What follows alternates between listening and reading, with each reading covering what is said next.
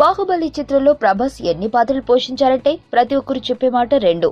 తండ్రి అమరేంద్ర బాహుబలి, కొడుకు మహేంద్ర బాహుబలి క్యారెక్టర్లో డార్లింగ్ నటించారని అందరూ ఒప్పుకుంటారు. రెండు కాదు, ఈ చిత్రంలో ప్రభాస్ 3 పాత్రలు పోషించారు అంటే నమ్ముతారా? తప్పకుండా నమ్మాల్సిందే. అందుకు ఆధారాలతో సహా మీకు వివరిస్తాం. ఒకసారి మాహిష్మతి రాజ్యాన్ని పాలించిన రాజుల వంశవృక్షాన్ని పరిశీలిస్తే విక్రమదేవుడు మొదట పరిపాలించేవాడు.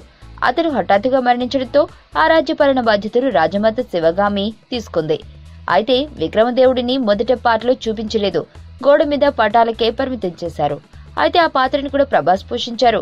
అతని గురించి చిన్న సీన్ బాహుబలి 2లో ఉంటుందని సమాచారం. విక్రమదేవుడిగా ప్రభాస్ 5 నిమిషాల పాటు కనిపించే సీన్ సినిమాలో కీలకంగా కానుంది. ఇలా 3 తరాల రాజులుగా ప్రభాస్ ని చూపించి ఫ్యాన్స్ కి రాజమౌళి గిఫ్ట్ ఇవ్వనున్నారు.